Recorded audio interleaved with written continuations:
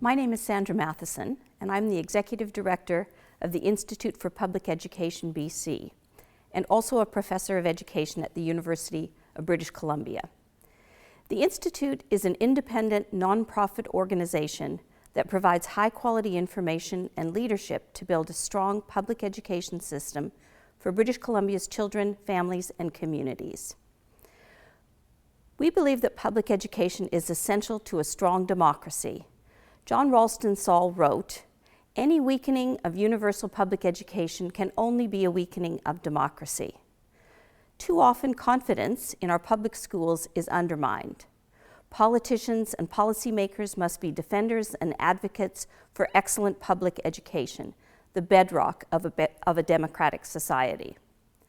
High-quality public education requires adequate funding. BC ranks 9th of the 10 provinces in per-pupil funding, and funding has dropped dramatically as a percentage of GDP, about $2 billion a year since 2001. British Columbia doesn't have to spend the most, and a good target would be to bring BC into the top half of per-pupil spending in Canada in the next 4 years. Adequate funding would reduce class sizes, build quality permanent learning spaces, make school buildings earthquake safe, provide services to children with special needs, and hire librarians and school counselors.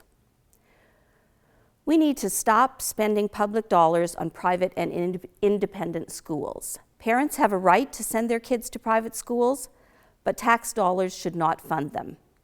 Funding to private schools, which has been increasing at a staggering rate, should be reallocated to our public school system. A system that welcomes every child, regardless of religion, wealth, ability, or disability. Government should advocate enthusiastically for public schools, and we should all work to stem the drift to privatization. The structure of school financing in BC needs to be improved. While per-pupil funding is a positive way to provide for each child's education, the funding for education must also recognize fixed and programmatic costs.